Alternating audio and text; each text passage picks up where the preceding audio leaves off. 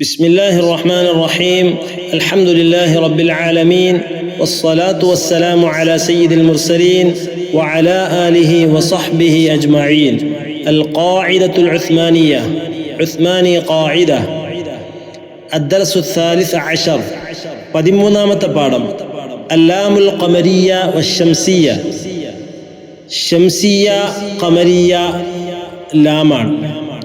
ഷംസിയയുടെയും ഖമരിയയുടെയും ലാം രണ്ട് രൂപത്തിലുള്ള ലാമുകളുണ്ട്. ഖമരിയായ ലാം, ഷംസിയായ ലാം. ഖമരിയ, ഷംസിയ എന്നീ രണ്ട് തരത്തിലുള്ള ലാമുകളുണ്ട്.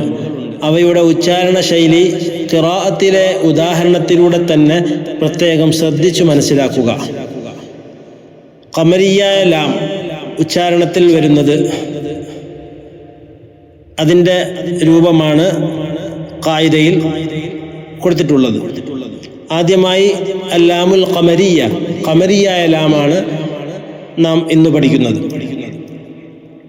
എന്താണ് ഖമരിയായ ലാം? എളുപ്പത്തിൽ മനസ്സിലാക്കാൻ ശേഷമുള്ള അക്ഷരത്തിൽ ലാം ലയിച്ച് പോകാത്തത് എന്ന് പറയാം.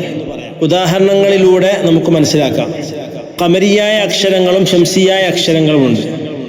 ലാമിന് ശേഷം, അലിഫ് ലാമിന് ശേഷം ചില അക്ഷരങ്ങൾ വന്നാൽ ൽ എന്ന ഉച്ചാരണം ഉണ്ടാവുകയും ചില അക്ഷരങ്ങൾ വന്നാൽ ൽ എന്ന അക്ഷരം ഉണ്ടാകാതിരിക്കുകയും ശേഷമുള്ള അക്ഷരത്തെ കനപ്പിച്ച് ഉച്ചരിക്കുകയും ചെയ്യും. ഉദാഹരണത്തിലേക്ക് ശ്രദ്ധിക്കാം. ഒന്നാമത്തേത് അൽ അർള, അൽ അർൾ.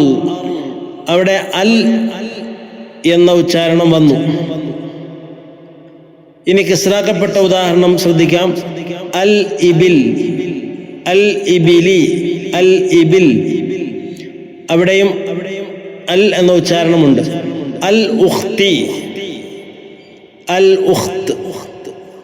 അടുത്ത ഉദാഹരണം ലിൽ അനാം, ലിൽ അനാം.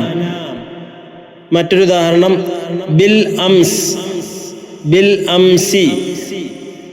ബിൽ ഇസ്മി, ബിൽ ഇസ്ം. ബിൽ ഉദുനി, ബിൽ ഉദുൻ.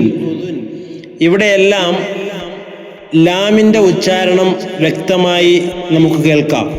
അതേസമയം ഷംസിയായ അക്ഷരങ്ങളാണ് വരുന്നതെങ്കിൽ അവിടെ ലാമിൻ്റെ ഉച്ചാരണം നമുക്ക് കേൾക്കാൻ സാധിക്കില്ല. അതിൻ്റെ ഉദാഹരണം വരുമ്പോൾ നമുക്കത് മനസ്സിലാക്കാം.